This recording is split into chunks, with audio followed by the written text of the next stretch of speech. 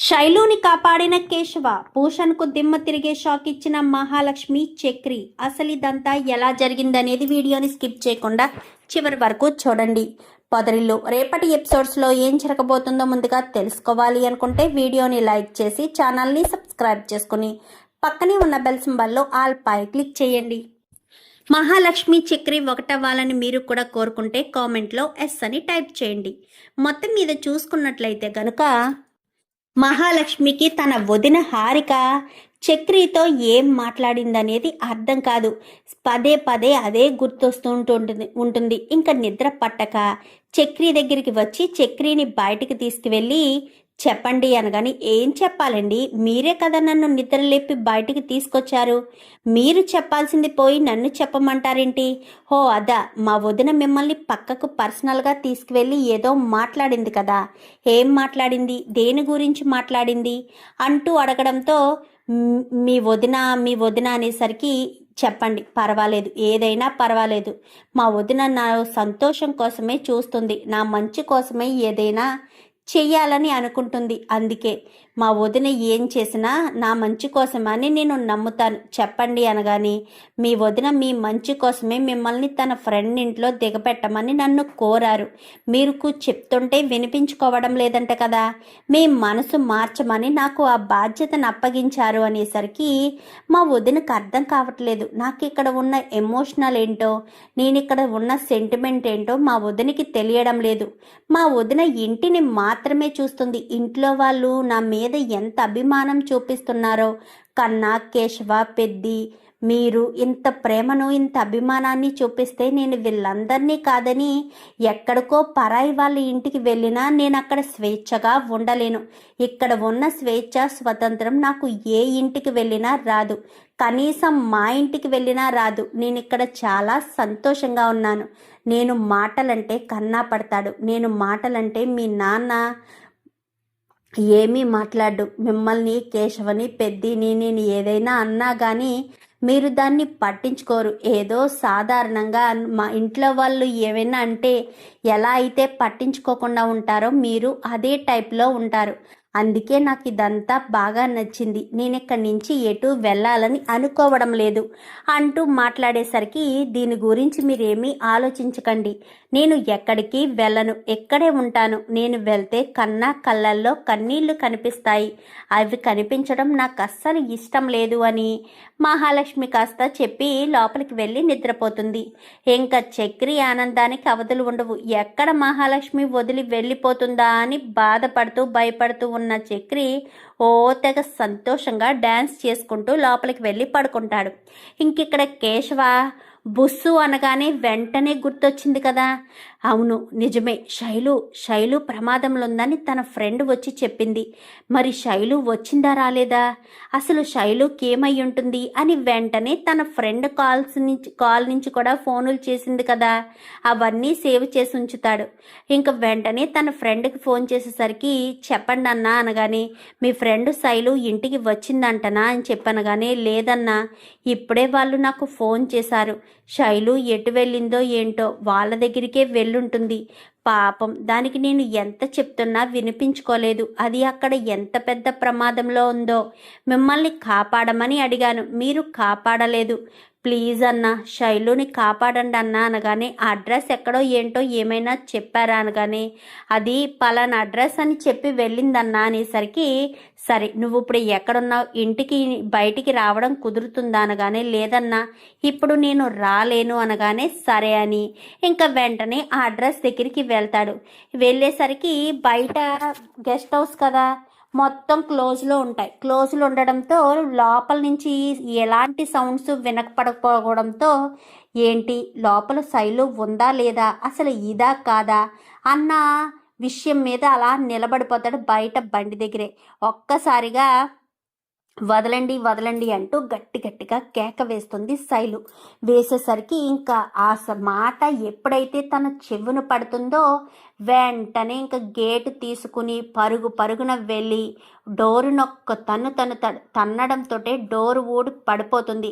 ఒకడేమో తనని ఏదో చెయ్యాలని చూస్తారు, మిగిలిన వాళ్ళు కాళ్ళు చేతులు, ఒకడేమో వీడియో తీయడం. ఇదంతా కూడా చూసి ఇంకా వాళ్ళందరినీ కూడా చిత్త కొట్టుడు కొడతాడు. మామూలుగా కాదు, అక్కడ ఒక కర్ర ఉంటే కర్ర తీసుకుని అందరినీ కూడా చాలా దారుణంగా ఒంటి మీద బట్టలు కూడా లేకుండా డ్రాయర్లతో వాళ్ళందరినీ కూర్చోబెట్టి వాడు అక్కడ ఒక కెమెరా ఉంది కదా, కెమెరాతో వీడియో తీసి మీరు పిచ్చి పిచ్చి వేషాలు వేశారంటే ఈ కెమెరాలో వీడియోని కాస్త బయట పెడతాను అంటూ ఇంకా చాలా గట్టిగానే చెప్తాడు. చెప్పేసరికి ఇంకా శైలు మత్తుగా ఉంటుంది. మత్తుగా ఉన్న శైలుని ఇంకా తన 2 చేతులతో తీసుకొచ్చి బయటికి తీసుకొస్తాడు. తనేమో స్పృహలోంచి బయటికి రాలేకపోతుంది, మత్తుగా ఉంటుంది, ఏం చేయాలో అర్థం కాదు. ఇంకా అలాంటి సమయంలో వెంటనే తన చున్నీ తీసుకుని శైలుని తన నడుముకి కట్టుకుని సరాసరి వేళ్ళింటికి తీసుకుని వచ్చేస్తాడు. ఎందుకంటే శైలు వాళ్ళ ఇల్లు తెలీదు, అలాగని ఎవరిల్లు తెలియనప్పుడు అర్ధరాత్రి పూట అంత మత్తులో ఉన్న శైలుని ఎక్కడికి తీసుకువెళ్తాడు? సో ఎక్కడికి తీసుకువెళ్లాలో అర్థం కాని స్థితిలోనే వాళ్ళ ఇంటికే తీసుకొస్తాడు. తీసుకొచ్చి తన 2 చేతులతో ఇంకా తనని ఎత్తుకుని వచ్చి మహాలక్ష్మి డోర్ కొడతాడు. డోర్ కొట్టేసేసరికి ఎవరి టైంలో డోర్ కొడుతున్నారు అని మహాలక్ష్మితో పాటు బయట ఉన్న వాళ్ళు కూడా లేచి కూర్చునేసరికి మహాలక్ష్మి డోర్ తీస్తుంది. ఒక్కసారి తప్పుకుంటారా అనగానే సరే అని పక్క తప్పుకోవడంతో మహాలక్ష్మి తనని తీసుకెళ్ళి మహాలక్ష్మి బెడ్ డబుల్ కాట్ బెడ్డే కదా, బెడ్ మీద ఒక పక్క పడుకోబెట్టేసరికి ఏమైంది, ఎవరు తను అనగానే మీరు ఎప్పుడు బుస్సు అంటూ ఉంటారు కదా, ముంగిస తనే అని చెప్పనేసరికి అమ్మాయి ఏంటి మరి అలా ఉంది అనగానే తను ఏదో రీల్స్ చేస్తూ కొలాబరేట్ అవ్వాలని వేరే వాళ్ళ దగ్గరికి ఎక్కడికో వెళ్తే ఆ అమ్మాయి జీవితాన్ని నాశనం చేయాలని వాళ్ళు మత్తుమంది ఇచ్చేసరికి నేను వెళ్ళి కాపాడాను.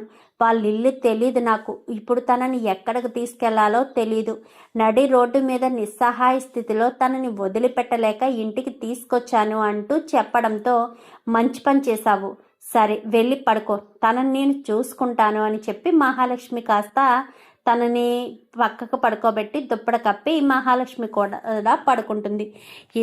ఎందుకు ఇందాక అంత హడావిడిగా వెళ్ళింది అందుకేనా అనగానే అవునన్నయ్య, ఆల్రెడీ వాళ్ళ ఫ్రెండ్ వచ్చి చెప్పింది, ఇంతకు ముందు నేను తనకు చెప్పాను ఇలాగే, తను నాకు డబ్బులు ఇవ్వాల్సి ఉన్న పరిస్థితిలో రమ్మంటే వెళ్తే చెప్పాను, ఆ ఎదవలు అలా మాట్లాడుతున్నారు అని చెప్పాను, అయినా నా మాట వినిపించుకున్నది కాదు, వినిపించుకోకుండానే ఈ స్థితికి తెచ్చుకుంది, అందుకే కాపాడి తీసుకురావాల్సిన పరిస్థితి వచ్చిందన్నయ్య అనగానే మంచి పని చేసావరా, ఆడపిల్ల ఆపదలో ఉంటే కాపాడడంలో తప్పలేదు, సరే పడుకో అనేసరికి మరుసటి రోజు ఉదయానికి ఇంకా మహాలక్ష్మి లేస్తుంది. కానీ తను మత్తు ఎక్కువగా ఉంది కదా, లేవకపోవడంతో వదిన తను లేచిందా అనగానే ఇంకా లేదు అనేసరికి సరే నేను షెడ్కి వెళ్తున్నాను, తను లేస్తే తన ఇంటికి వెళ్ళిపోమని చెప్పండి అనగానే సరే అని ఇంకా కేశవ వెళ్ళిపోతాడు. తనకి ఇంటర్వ్యూ 11 గంటలకి.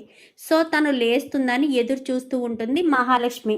సుమారు 8-9 సమయంలో తను స్పృహలోకి వచ్చి చుట్టూ చూసుకుంటుంది.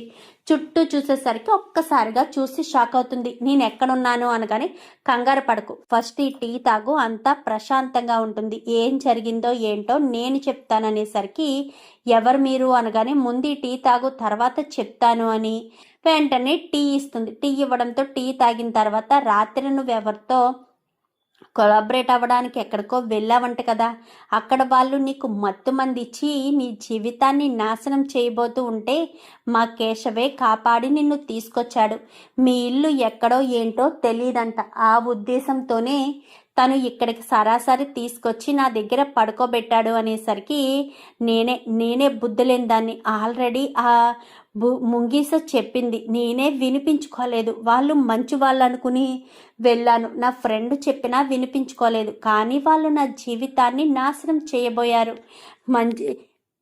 నేను తప్పు చేశాను అనగానే తప్పు చేయలేదు. ఒక్కొక్కసారి అలానే అవుతుంది. మనం ఎదుటి వాళ్ళు చెప్పిన మంచి మనం వినిపించుకోకుండా ఉండడం వల్లే అలా జరుగుతూ ఉంటుంది. దాని గురించి ఏమీ ఆలోచించుకో. ఇంతకీ మీ ఇల్లు ఎక్కడ, ఎక్కడుంటావు అనగానే ఏం పర్వాలేదు, నా ఫ్రెండ్కి ఫోన్ చేస్తాను, తను వచ్చి తీసుకువెళ్తుందని వెంటనే తనకి ఫోన్ చేస్తుంది. ఎక్కడున్నావే అనగానే నేను పలానా చోట ఉన్నాను, ఇక్కడికి వచ్చేసనేసరికి తను అక్కడికి వెళ్ళిపోతుంది. ఎక్కడున్నావే, ఏమైపోయావే, మీ ఇంట్లో వాళ్ళు ఎంత కంగారు పడుతున్నారో తెలుసా, నీ గురించి వెతకడానికి పోలీస్ కంప్లైంట్ ఇవ్వడానికి కూడా వెళ్తానన్నారు, ఒక్క క్షణం ఆగుతారేమో, వెంటనే ఫోన్ చేసి మాట్లాడవే అనగానే ఫోన్ చేస్తుంది. ఎక్కడికి వెళ్ళావమ్మా అని చెప్పాను కానీ నేను పలానా చోట చిక్కడిపోయాను అంటూ చెప్పేసరికి సరే వచ్చేసేయని వాళ్ళ నాన్న చెప్పడంతో ఇంకా తన ఫ్రెండ్ ద్వారా మహాలక్ష్మికి చెప్పి కేశవకి థ్యాంక్స్ చెప్పానని చెప్పి అక్కడి నుంచి వెళ్ళిపోతుంది. ఇంకా శైలు అయితే వెళ్ళిపోయిన తర్వాత ఈలోపు మహాలక్ష్మి ఇంటర్వ్యూ కోసమని రెడీ అయి వెళ్తుంది. చక్రినే మహాలక్ష్మిని తీసుకెళ్లి ఇంటర్వ్యూ దగ్గరికి తీసుకువెళ్తాడు. ఆల్ ది బెస్ట్ చెప్పడంతో సరేనని మహాలక్ష్మి లోపలికి వెళ్ళి కూర్చుంటుంది. టెన్షన్ పడుతూ ఉండగానే పక్కనున్న అమ్మాయి మొదటిసారి ఇంటర్వ్యూనా, ఏం కాదు, కొంచెం టెన్షన్గా ఉంటుంది, తర్వాత రిలీఫ్ అవుతుంది, కాన్ఫిడెంట్గా ఉండాలి, మనం తడబడుతూ కానీ ఏమీ చేయకూడదు, అది దాన్ని వాళ్ళు మైనస్ పాయింట్గా చూసుకుంటారు. మనం చెప్పింది కరెక్ట్ అయినా సరే మన చదువులో మెరిట్ ఉన్నా కానీ ఎదుట వ్యక్తితో ధైర్యంగా మాట్లాడగలిగేదే కదా జాబు. సో అందుకని ఎలా తీసుకుంటారు అనేసరికి ఓకే థ్యాంక్ యూ అని చెప్పి ఇంకా కూర్చుని ఉంటుంది మహాలక్ష్మి. అప్పుడే అటుగా వెళ్తూ భూషణు మహాలక్ష్మిని చూడకూడదు అనుకుంటూనే సడన్గా వారం నుంచి చూస్తాడు.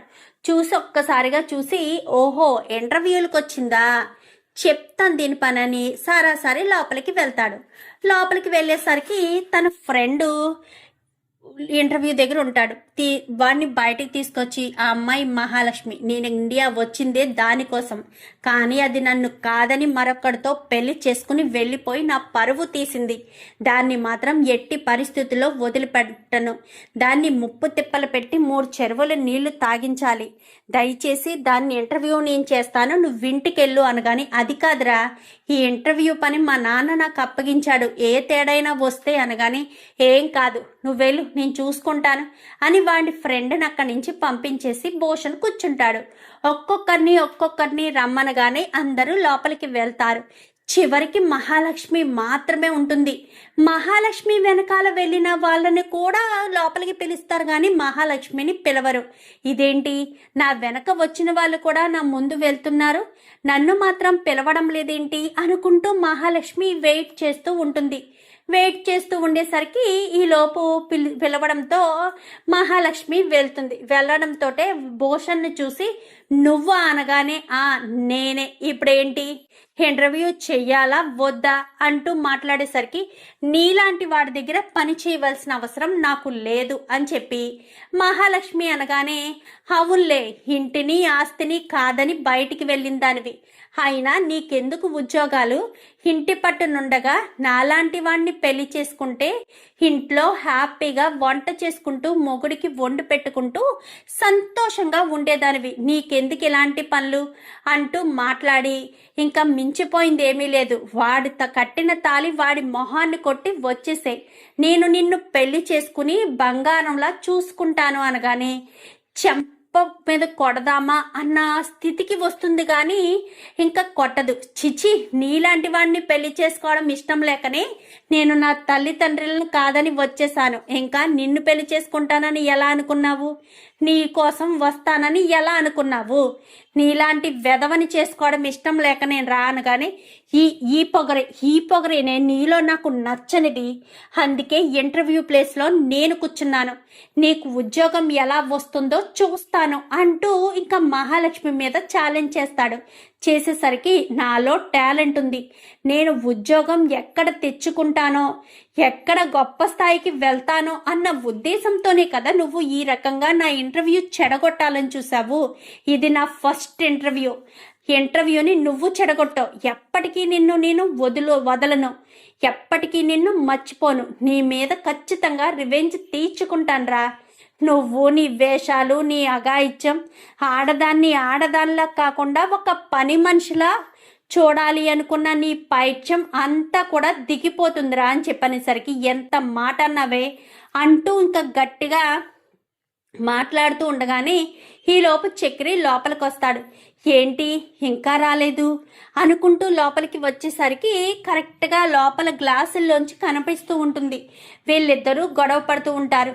ఏంటే ఓ తెగ రెచ్చిపోతున్నావు, ఆ డ్రైవర్ గారిని పెళ్లి చేసుకుని ఏం సుఖపడతావే, వదిలేసేవాడిని అంటూ మాట్లాడేసరికి కరెక్ట్గా అప్పుడే చెయ్యెత్తుతుంది. చెయ్యెత్తేసరికి వాడు చెయ్యి పట్టుకోవడంతో అది చూసిన చక్రి గబ్బగబ్బా లోపలికి వెళ్తాడు. లోపలికి వెళ్ళి మహాలక్ష్మి చేతిని పట్టుకున్న చేతిని వీడు కూడా పట్టుకునేసరికి వాడు పట్టుకున్న చోటల్లా నల్లగా అయిపోవడంతో వెంటనే మహాలక్ష్మి చేతిని వదిలేస్తాడు. ఏంటి ఏంటి మహాలక్ష్మిని నువ్వు ముట్టుకుంటావా? నీలాంటి వెధవని పెళ్లి చేసుకోవడం ఇష్టం లేకే నన్ను పెళ్లి చేసుకుని బయటకు వచ్చింది మహాలక్ష్మి. మహాలక్ష్మిని నువ్వు అనగతొక్కాలని చూస్తే మాత్రం నేను చూస్తూ ఊరుకోను. తనకు ఈ రోజు ఎవరూ లేకపోవచ్చు, తనకు అండగా ఎవరూ లేకపోవచ్చు. ఈ చక్రి ఉన్నాడు, మహాలక్ష్మిని ఒక గొప్ప స్థాయికి తీసుకెళ్తాడు, తన అనుకున్న స్థాయికి తీసుకెళ్తాడు. నీలా వంటగదిలో వంటింటి కుందేళ్ళ మాత్రం కూర్చోపెట్టాడు. ఒక ఆడది చదువుతుంది అంటే తను కాళ్ళ మీద తను నిలబడాలని ఎన్నో ఆశలతో చదువుతూ ఉంటుంది, అంతే తప్ప టైంపాస్కి చదివిన చదువు కాదు. అలాంటి మహాలక్ష్మి మెరిట్ స్టూడెంటు. తను అనుకున్న స్థాయికి, తను అనుకున్న గమ్యానికి చేరుకుంటుంది. చేరుకునేటట్టు నేను చేస్తాను. ఎంత కష్టమైనా పడి మహాలక్ష్మిని గొప్ప స్థాయికి చేస్తాను. ఇంకొకసారి మహాలక్ష్మి జోలికి వస్తే మాత్రం మర్యాదగా ఉండదని, రండి మహాలక్ష్మి గారు అంటూ మహాలక్ష్మి చెయ్యి పట్టుకుని వాడికి వార్నింగ్ ఇచ్చి అక్కడి నుంచి మహాలక్ష్మిని తీసుకుని వచ్చేస్తారు. అసలు మీరు లోపలికి ఎప్పుడు వచ్చారు అనగానే మీ వెనక వచ్చిన వాళ్ళు కూడా అందరూ వచ్చేస్తున్నారు, మీరు మాత్రం రాలేదు, ఏమైందా అని లోపలికి వచ్చేసరికి వాడు ఆ భూషణగాడు మీ చేయి పట్టుకుంటాడా? మీ చేయి పట్టుకుంటే చూస్తూ ఊరుకుంటానా? అందుకే వాడికి తగ్గట్టుగా శాస్తి చెప్పాను అంటూ గట్టిగా మాట్లాడేసరికి ఏంటి చక్రి ఇలా మాట్లాడుతున్నాడు అని అనుకుంటూ ఉంటుంది మహాలక్ష్మి అయితే. ఎందుకంటే చక్రి అలా మాట్లాడడం తనకు తెలియదు కదా. ఎప్పుడూ లేని చక్రి ఆ విధంగా మాట్లాడేసరికి మహాలక్ష్మి ఆశ్చర్యపోతుంది. ఇంకా ఇంటికి వచ్చేస్తుంది. ఇంటికి వచ్చేసిన తర్వాత కన్నా మాధవ ఇద్దరు కూడా ఏమ్మ మహాలక్ష్మి ఇంటర్వ్యూ ఏమైంది, జాబ్ వచ్చిందా అనగానే లేదు పెద్ది, అక్కడ వాడు ఉన్నాడు అనగానే ఎవరున్నారు అనగానే అదే పెద్ది ఆ పిల్లకోడు అనేసరికి ఎవర్రా అనగానే ఆ భూషణ్ ఉన్నాడన్నయ్య, కావాలనే భూషణే ఇంటర్వ్యూలు చేశాడు, అక్కడ మహాలక్ష్మిని చాలా దారుణంగా అవమానించాడు, మహాలక్ష్మి చెయ్యి పట్టుకున్నాడు కూడా, అందుకే వాడి చేతిని పట్టుకుని వాడికి కరెక్ట్గా సమాధానం చెప్పాను. వాడు మాత్రం మళ్ళీ మహాలక్ష్మి జోలికొస్తే నా చేతుల్లో చస్తాడే అంటూ మాట్లాడేసరికి ఎందుకంత ఆవేశం మీకు అనగాని, మీ జోలికి ఎవరైనా వస్తే చూస్తూ ఊరుకుంటానా? మిమ్మల్ని ఎవరైనా ఒక్క మాట అన్నా నేను చూస్తూ ఊరుకుంటాననుకుంటున్నారా? మీకు నేను ఏమీ కాకపోవచ్చు, కానీ మీరు నా భార్య, అర్థమవుతుందా? మీరు నా భార్య. నన్ను మీరు భర్త అని అనుకోకపోయినా నేను మాత్రం మిమ్మల్ని భార్య అని మాత్రమే అనుకుంటున్నాను అని చెప్పి ఇంకా చక్రి చాలా ఆవేశంగా వెళ్ళిపోతాడు. ఇదేంటి చక్రి ఇలా మాట్లాడుతున్నాడు, నన్ను తను భార్య అనుకోవడం ఏంటి? తను ఆపద్ధర్మంగానే కదా నా మెడలో తాళి కట్టాడు, ఆ పోలీస్ స్టేషన్లో దిక్కుతోచని స్థితిలోనే కదా తాళి కట్టాడు, మరి ఇప్పుడేంటి ఎలా మాట్లాడుతున్నాడు, తను నా భార్య అంటూ అలా చెప్తున్నాడేంటి అని మహాలక్ష్మి ఆలోచనలో పడుతుంది. అమ్మ మహా బాధపడకమ్మా, ఇది కాకపోతే ఇంకొకటి వస్తుంది సరేనా? ఇంటర్వ్యూ కోసం నువ్వు ఏమీ బాధపడకు, మొదటిసారే రావాలని రూల్ లేదు, ఎన్నోసార్లు జరిగి మంచిది ఎంచుకోవాలి, వచ్చేవన్నీ మంచివి కూడా కావు, కొన్ని ఇలాంటివి కూడా ఉంటాయి, అందుకే ప్రతిసారి కూడా మంచిది చూసుకుని గొప్ప మంచి ఉద్యోగం, నువ్వు అనుకున్న కలలు సాకారం చేసుకునే ఉద్యోగం ఖచ్చితంగా నీకు వస్తుందమ్మా. అప్పటి వరకు కొంచెం వెయిట్ చేయను కానీ సరే పెద్ది, నాకు కొంచెం తలపోటుగా ఉంది, నేను వెళ్ళి పడుకుంటాను అంటూ మహాలక్ష్మి వెళ్ళిపోతుంది. వెంటనే మాధవ టీ చేసి మహాలక్ష్మికి పంపిస్తాడు. చూసావరే కన్నా, నాకు ఇంత చిన్న కష్టం వచ్చిందనగానే పెద్దికి తెలుసు నాకేం కావాలో, ఏ సమయంలో నేను ఏం తింటానో అన్నీ కూడా పెద్దికి తెలుసు. పెద్ది నన్ను అంతలా చూసుకుంటున్నాడు. కానీ మా వదిన మిమ్మల్ని పెద్దిని అందరినీ వదిలేసి వెళ్ళిపోమని చెప్పిందంట. అలా ఎలా వెళ్ళిపోతానరా? అలా ఎలా మీతో ఉన్న కనెక్షన్ని, మీతో ఉన్న ఎమోషనల్ని నేను ఎలా వదులుకుంటాను? ఎప్పటికీ వదులుకోలేనురా. మీతో నాకు అంత బంధం ఉంది, నేను వదులుకోలేను, ఎప్పటికీ వదులుకోనురా అంటూ ఇంకా మహాలక్ష్మి మాట్లాడేసరికి, అంటే నువ్వు ఇక్కడ ఉండడానికే ఫిక్స్ అయిపోయావు వదినా అంటూ ఇంకా కన్నా అనగానే, అవును వదినా, అవును కన్నా, నేను ఇక్కడ ఉండడం నీకు ఇష్టం లేదా? అదేంటి వదినా, నువ్వు ఇక్కడ ఉండడం ఇష్టం లేదా అని నన్ను అడుగుతున్నావా? నువ్వు ఇంట్లో అడుగు పెట్టడంతోనే మా అమ్మ మళ్ళీ నా కంటి ముందుకు వచ్చిందని, అమ్మ ప్రేమను నువ్వు పంచుతూ, నేను తప్పు చేసినప్పుడు మందలిస్తూ, ప్రతి క్షణం నాకు ఎప్పటికప్పుడు సపోర్టుగా ఉన్న నువ్వు వద్దు ఉండొద్దు వెళ్ళిపో అని నేను ఎలా అనగలుగుతాను వదినా? నువ్వు మా అమ్మ లాంటి దానివి. మా అమ్మని ఎవరైనా వదులుతారా?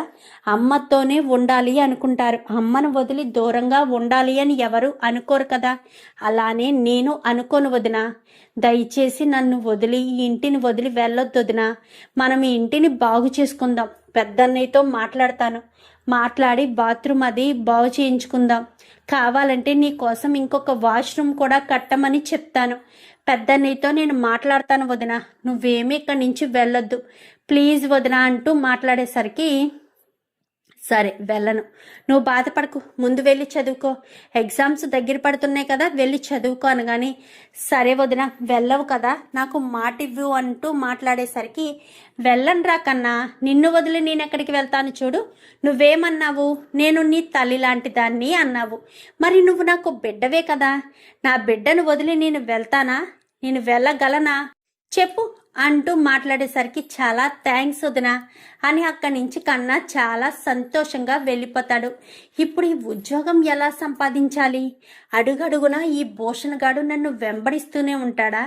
అసలు ఈ భూషణ్ గాడు అక్కడికి ఎందుకు వచ్చాడు? భూషణ్ గాడు అక్కడికి రావడం ఏంటి? నన్ను అక్కడ చూసి ఇంటర్వ్యూని ఇలా చేయడం ఏంటి? అసలు ఫస్ట్ ఇంటర్వ్యూలోనే జాబు వచ్చేస్తుంది అనుకున్నాను. ఆ భూషణ్ గాడు నన్ను పదే పదే ఇంకా వెంటాడుతూ టార్చర్ పెడుతూ ఉన్నాడు. వాడి నుంచి నేను ఎలా తప్పించుకోవాలి అని మహాలక్ష్మి ఆలోచనలో పడుతుంది. ఇంకిక్కడ కేశవ బైక్ రిపేర్ చేసుకుంటూ ఉండగా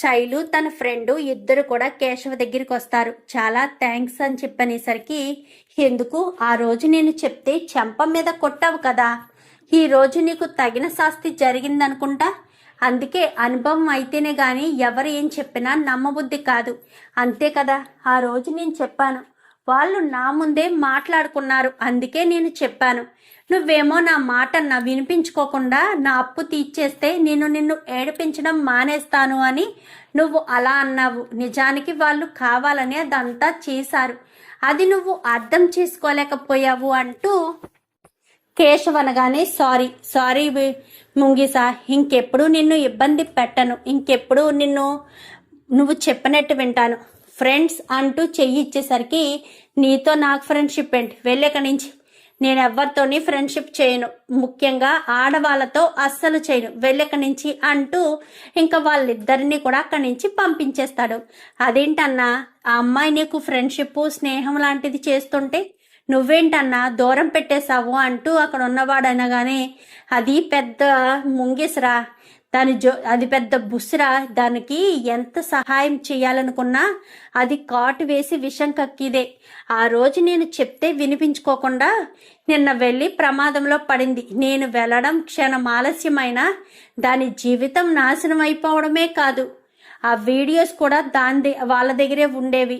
వాళ్ళు ప్రతి క్షణం దీన్ని బెదిరించడమే చేస్తూ ఉండేవారు అంటూ మాట్లాడేసరికి, మంచి పని జరిగిందన్నా, నువ్వు వెళ్ళి కాపాడడం మంచిదయింది అంటూ వాళ్ళిద్దరూ మాట్లాడుకుంటారు. చూద్దాం మరి రాబోయే ఎపిసోడ్స్లో ఇంకెన్ని మలుపులు, ఇంకెన్ని వింతలు, విచిత్రాలు జరుగుతాయో. వీడియో నచ్చితే లైక్ చేసి ఛానల్ని సబ్స్క్రైబ్ చేసుకోండి. Thank you for watching.